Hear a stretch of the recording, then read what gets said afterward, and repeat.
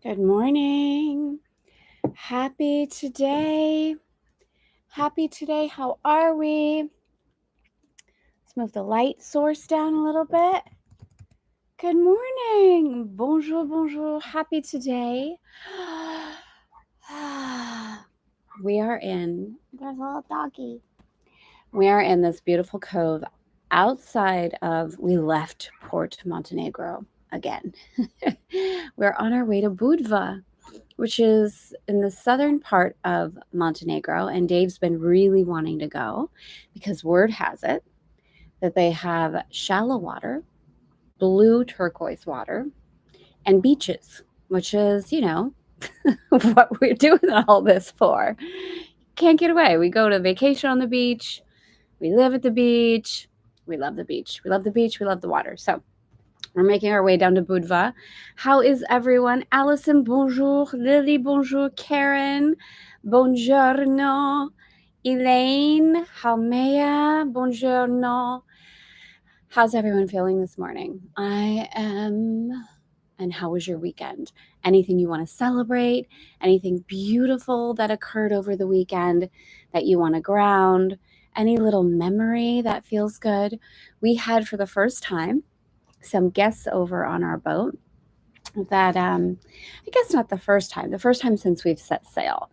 We met some new people, and they have a YouTube channel, and Dave connected with them, and then all of a sudden we happen to be in the same part of the Mediterranean, which is really, really cool. So we had them over on our boat yesterday, this beautiful Australian family.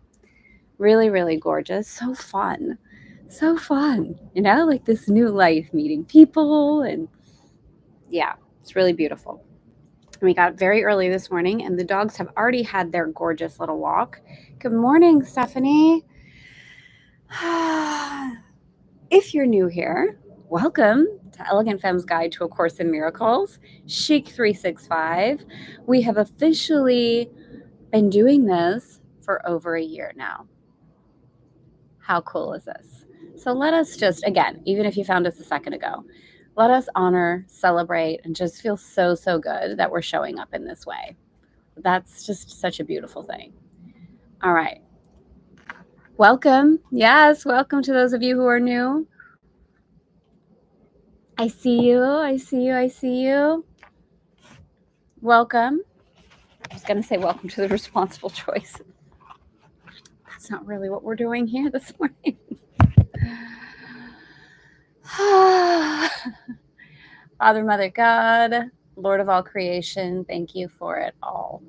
May this call be filled with beauty, with pleasure, with joy, with a release of any pressure. We may move into this beautiful week with a sense of fun, with a sense of play, with a sense of adventure. This or something even better for the highest good of all concerned. Amen.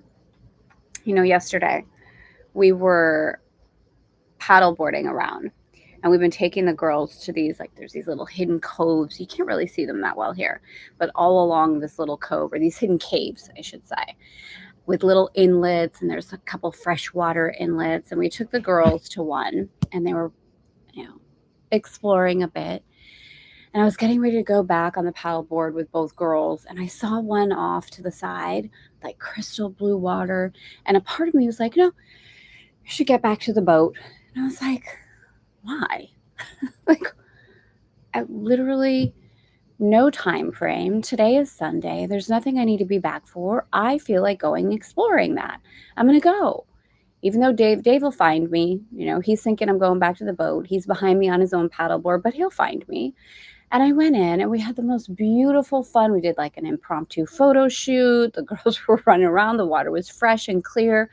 Like I said, there's a couple freshwater inlets. So on the sides, you can feel the freshwater cold coming in. And I bring that forward because, again, this conversation that we have around freedom, around gifting ourselves permission to do what it is we want to do as we're called. It's so easy to buy into the default of like, oh, I can't. For whatever reason, it's like something ingrained inside of us that says, no, we're supposed to do it this way. We're supposed to do this. You've had enough fun exploration time, Tara. Now go back to the boat. Oh, you're supposed to stay at this job. Oh, you're supposed to.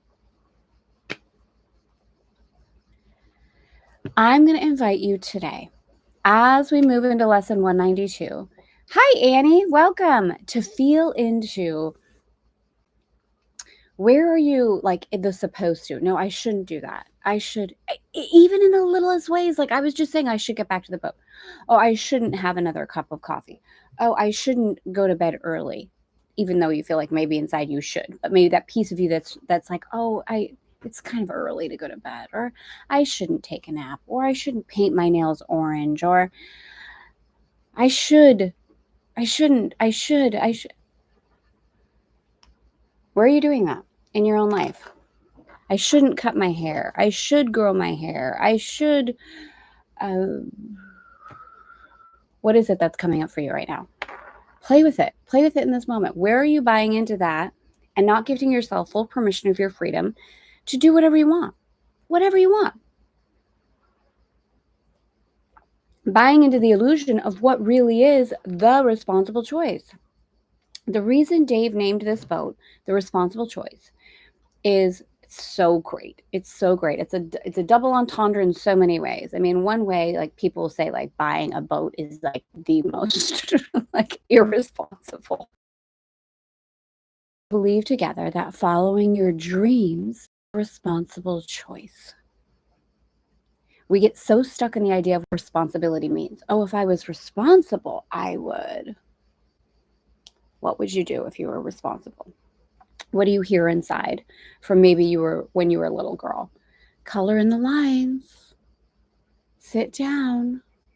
Put your skirt down, right? I always used to flip my dress up so you could see the ruffles. Like, look, put your dress down. Behave. Talk quieter. Stop crying. Stop crying. You're okay. Stop crying. Stop it. You're fine. No, maybe I want to cry. Maybe I need to cry. What is it? What is it? What is it for you this morning? Welcome, everybody. If you're new here, please say hello in the chat. Annie, I don't know that I've seen you before, or maybe you joined us on Friday. There are quite a few of you here this morning. So if you're new, say hello in the chat. Welcome to Elegant Femme's Guide to A Course in Miracles. Like I said earlier, we are moving through A Course in Miracles, one lesson a day as the course instructs. But again, no matter where you are in the lessons, maybe you just found us randomly. Maybe you found us on a video inside of YouTube and you said, what is this? What is she going live about? What's she going live about now? And you decided to pop in. So this is your first time. Maybe you're following along in the course, wherever you are, whatever day it is for you. Welcome. Just welcome into the energy. Welcome into the space. Welcome into the opportunity to be in the knowing inside of yourself that I want to prioritize that which is valuable. And that which is valuable is I see through the lens of love. That which is valuable is that I realign with myself. I remember who I am. I remember why I'm here. I connect in a community of women and I say, I want to see myself like God sees me. I want to see myself how life sees me. I want to see myself how light sees me. I want to co-create my world on purpose. I want to co-create with the divine. I want to create my beautiful soul-led life in a way that reflects the beauty and truth of who I am at this life stage in this moment. And if I change my mind and my desires go this way, I want to give myself permission to do that, to honor that without any guilt and without any sacrifice. That's why we're here. So welcome. Yay, Amy Stone. Welcome, California living in Provence. I love it. I love it. Stephanie, I should be on time. Does that work? 100%. Like, what is time? Anyways, what is time? It's timeless. It's linear. It's linear, right? Be here when you be here. When you be here. Be here when you be here. It's like we have these I should. Here's the thing. Whatever it is, whether you're, let's utilize this one, Stephanie, because this is such a good one. On time, not on time. Just don't make yourself wrong for it. Like you're here. You're here. You're here. And let's feel good about that. Okay. We had lesson, oh, this was a good one, right? We had the lesson 192. Is that right? No, we had lesson 191, right? I am the Holy Son of God himself. And I said, I am the holiness of God itself. I am the holiness of God itself, right? That's how I kind of flipped it for me. And follow your inner knowing on all of this. Lesson 192. I have a function God would have me fulfill. I have a function that God would have me fulfill. How does that feel? How does that feel? I have a function that God would have me fulfill. Okay, so again, if you're newer to this conversation with me inside of ACIM, as we're moving through the course, I don't resonate personally. This doesn't mean it's right, doesn't mean it's wrong. I personally don't resonate with God as a he. Personally, I feel it's life force. I feel God is consciousness. I feel life, love, God, creation, it's all one. I, for a while, didn't even utilize the word God because it brought up so much conflict inside of me. I wasn't able to, at that point, integrate really the fullness of what God was and what God meant. I still associated it with something outside of me. So it was really challenging for me to even say the word God. So this is really about you honoring your own inner knowing and your own journey as you move through the course. The course is, according to the scribe, I'm going to call her that, Helen, who wrote it, she says she channeled it through Jesus Christ, the historical figure, Jesus Christ. That being said, I believe and I believe she would say this as well, there's a bigger consciousness that's moving through than just the idea or perception from a man, a historical figure writing this, that it is really Christ consciousness, that it is a much bigger conversation that's occurring inside of this. So as we move through, I will change some of the words from he to it, to itself, to ourselves versus son, any of that. Okay, so again, you follow your own inner knowing. My intention in doing that is to expand the opportunity to receive the message in the course and to not get stuck in any kind of limitation or ideology. And there is nothing wrong. I know we opened up a big conversation on Friday. There is nothing wrong. And or do I have any againstness in any way against religion? I think religion is extraordinarily beautiful. And in fact, when I left our live on Friday, I went to visit, and I'm not going to share it all here now because I'm not ready to. It was one of the most enlightening experiences I think I've had in a very, very long time. It really, really touched me. I went and visited a church and I had a really beautiful experience on Friday, right? Just after our call. So this isn't in any againstness. It's no againstness against the church. It's not against religion. There's no againstness here at all. There are many, many ways to remember who you are. And so again, just follow your own inner knowing and watch that inside. And that's really good to preface this because this opening line again would have had me put the course down. So the opening line is, we already talked about the lesson a minute. I have a function God would have me fill. I love that. Opening line, it is your Father's holy will that you complete himself. I'd be like, I don't know. I don't know about that. Just I don't know how to receive that. So you might love that and be like, oh, yes, yes, yes. It is God's will that you complete itself. It is God's will that you complete yourself. It is God's will that you complete itself, and that yourself shall be, it says, his sacred son. Yourself shall be one, forever pure as God, of love created and in love preserved, extending love, creating its name, creating in its name, creating in the name of love. How beautiful does that feel? Creating in its name, forever one with God and with yourself. See, to me, it doesn't really change anything because it's all saying the same thing. But for me, it changes it.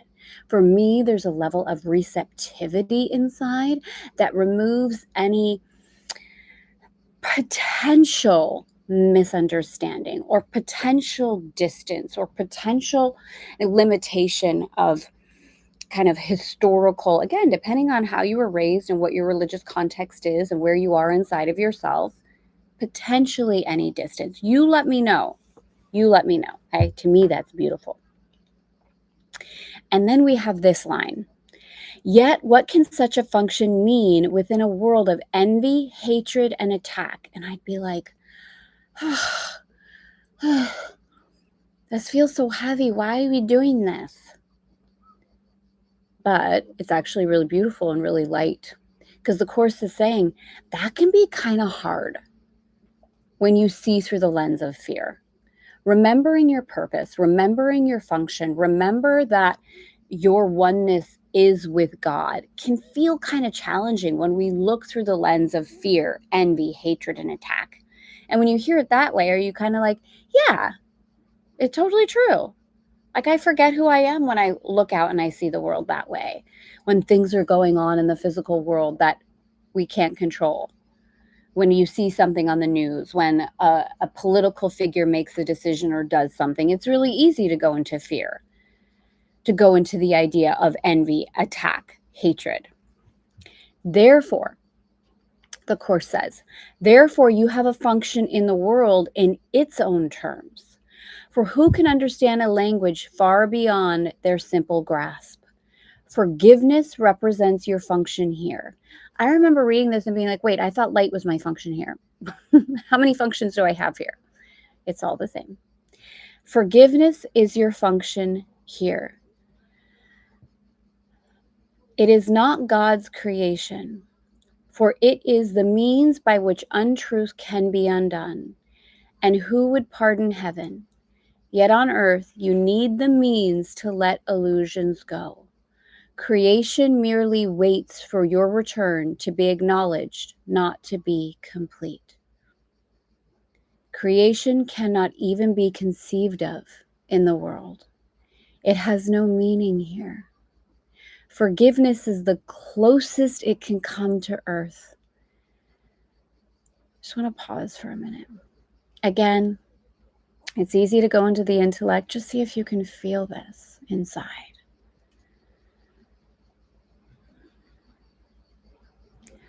For being heaven-born, it has no form at all. Talking about creation. Creation is heaven-born. It cannot even be conceived of in the world. It has no meaning here. It has meaning here, but we don't really have the full context, is what the Course is saying. It has meaning, right? You can be like, creation means something to me, but we don't have the full context of creation because creation was born in the mind of God. And even though we're there while we're here, do you know what I mean? Yeah. Yet God created one who has the power to translate in form the holy, WH, formless, the little girl, the family next to us that I told you they came to visit, the little girl's birthday is today. So you might hear some happy birthdays. I hear her getting excited. Maybe she got her presents this morning. So cute. Okay. Aw. Yet God created one who has the power to translate in form the holy, WH, holy, entirely formless. What he makes are dreams, but of a kind so close to waking that the light of day already shines in them, and eyes already opening behold the joyful sights their offerings contain. Forgiveness gently looks upon all things unknown in heaven, sees them disappear, and leaves the world a clean and unmarked slate on which the word of God can now replace the senseless symbols written there before. Forgiveness is the means by which the fear of death is overcome, because it holds no fierce attraction now and guilt is gone. Forgiveness lets the body be perceived as what it is. This is good. This is good. Forgiveness lets the body be perceived as what it is, a simple teaching aid to be laid by when learning is complete, but hardly changing those who learns at all. The body, a simple teaching aid to be laid by when learning is complete. How's that feel? How's that feel? The mind without the body cannot make mistakes. It cannot think that it will die, nor be the prey of merciless attack. Anger becomes impossible. And where is terror then? What fears could still assail those who have lost the source of all attack, the core of anguish and the seat of fear? Only forgiveness can relieve the mind of thinking that the body is its home. What do you feel that means inside? Because again, we have growing up, okay, forgive your brother, forgive your sister, say I'm sorry, forgive the other person, forgive the other person. And as you get older, it's like, but you don't understand, I can't forgive that because it feels like I'm condoning that act. And if I forgive them, they get off scot-free. That's not okay. I can't forgive them. If I forgive them, they're going to do it again. We're taught that the only rectification of behavior is punishment. Go sit in a timeout. You get a spanking, whatever it is. And as we get older, that it gets the punishment that we turn inward. Oh, goodness, I did something that I'm not proud of. I should punish myself. Or that person did something that I don't like. I'm going to punish them. I'm not going to forgive them. How could I forgive them? They did something wrong. I'm not letting them off scot-free. That's not responsible. That's not the responsible choice. I'm condoning bad behavior. That's not real forgiveness. That's not the context. That's a context based in fear. That's an illusion buying into the misunderstanding that punishment is a source of goodness. It's not. So what does the Course mean? What is real forgiveness? I forgive myself for buying into the illusion that I'm a body.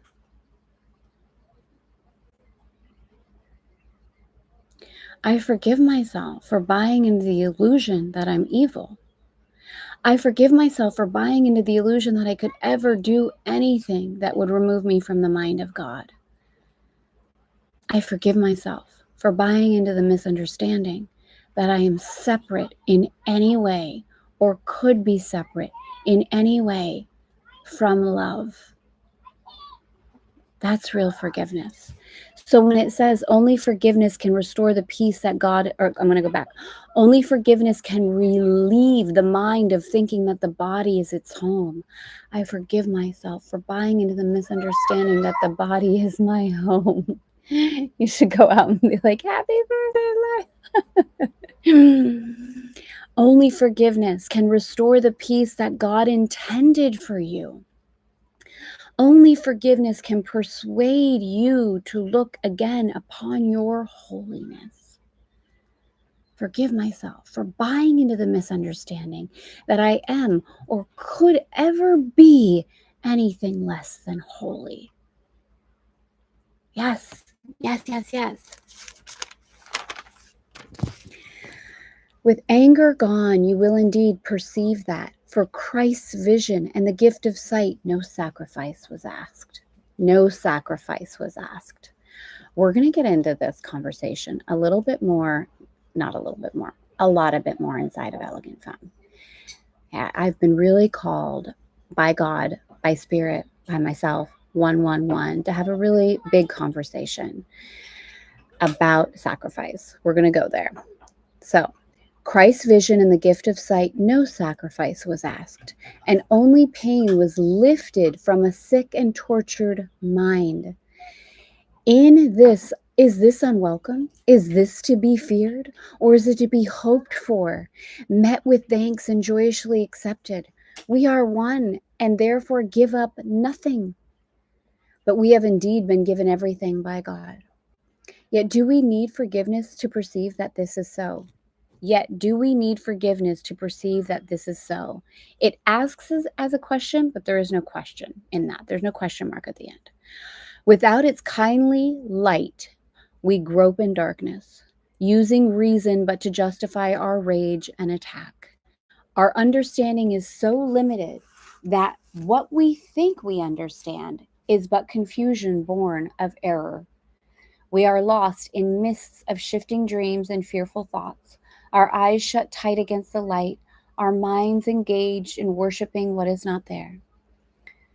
Who can be born again in Christ, but who has forgiven everyone they see or think of or imagine? Who could be set free while they imprison anyone? A jailer is not free, for they are bound together with their prisoner. They must be sure that they do not escape, so they spend their time in keeping watch. The bars that limit them become the world in which their jailer lives along with them. And it is on their freedom that the way to liberty depends for both of them. Therefore, hold no one prisoner. Release instead of bind, for thus you are made free. The way is simple. Every time, hey, let's slow this down. This is really beautiful. The way is simple. Every time you feel a stab of anger, realize you hold a sword above your own head, and it will fall or be averted as you choose to be condemned or free.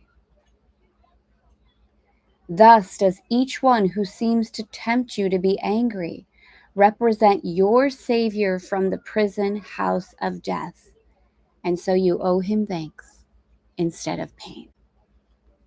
Every time you get angry, every time someone outside of you tempts you to be angry, anyone, doesn't matter if they're the president, doesn't matter if they're your husband, doesn't matter if they're your child, doesn't matter if they're someone else, doesn't matter who. Anyone who tempts you to be angry, you're holding the sword above your own head. You have the choice. Am I free or not? Am I condemning or not? And the Course is saying, so instead of being upset with them, thank them. Thank them, because they're reflecting to you your choice of freedom. So you owe him thanks instead of pain. Oh, she's swimming in the water already in her tube. Oh, be merciful today. The Son of God deserves your mercy. It is he who asks that you accept the way to freedom now. Deny him not. His Father's love for him belongs to you. And again, you can neutralize that. Your function here on earth is only to forgive. Only to forgive. That you may accept back your identity. You are as God created you. He is who God created him to be. She is who God created him to be, no matter who it is. And you are what they are. Forgive them now, and you will see that you are one with them. This is big. This is big. This is big. This is big. Yes. I love this. The only time I was fully one with creation was while giving birth. Yeah, for real, right? For real. Or watching someone else give birth. Watching my sister give birth. Oh my goodness. It's like, whew. Forgiveness is so wonderful and transforms our vibration. It's not easy, so I take as much time as I need to forgive myself, 100%. This is a powerful one, so difficult though, when life feels meritocratic. We become what we deserve. And we see what we believe we are, right? To me, it's not even a becoming. We see what we believe we are, period. And yet that's why it's like, God, help me see this differently. Help me see this differently. Help me see the truth. Help me see what I really am. And it doesn't matter the context. Okay, big things happen in the world all the time. things that we don't understand, things that we don't agree with, things that it's really easy to point the finger and be like, that was wrong, that's right, that's wrong. The truth is we don't know. We don't know. We don't know. The only thing we can do a lot of things. We can do anything, really, right? Something to consider is instead of standing in judgment, oh, hi, bee. Okay, I'll be patient. It might land on my head. Hold on. We have a little friend. I actually love bees. I love them. And they love me. It might land on my eye. Hold on. Okay. What we can consider is instead of standing in judgment or in righteousness or in fear or pretending that we know what is right or wrong, we can stand in, I see what I believe I am. What am I choosing to see in this situation? Can I consider that I don't know? Can I remove myself from fear? Can I not see through the lens of attack? Can I ask for forgiveness? Can I consider what am I seeing in this situation? What am I currently seeing? Am I seeing that this person is a bully? Am I seeing that this person is flippant? And am I seeing that this person is arrogant? What am I seeing? And then what happens? I forgive myself for buying into the misunderstanding that I'm arrogant. I forgive myself for buying into the misunderstanding that I'm flippant. You turn it inward.